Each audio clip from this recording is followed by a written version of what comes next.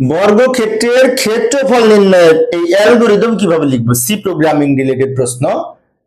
তো এই একটি বর্গক্ষেত্রের ক্ষেত্রফল নির্ণয়ের সূত্র হচ্ছে ক্ষেত্রফল সমান বা এরিয়া সমান বাহু স্কয়ার, বাহুর বর্গ অর্থাৎ বাহু ইন্টু বাহু।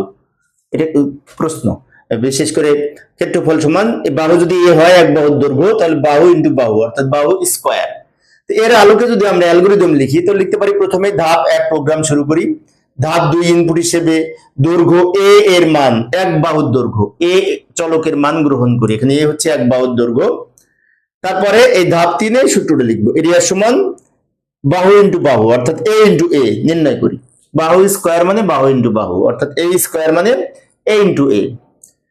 এরপরে এই ক্ষেত্রফলের মান প্রিন্ট করব ফলাফল হিসেবে এবং প্রোগ্রাম শেষ করব।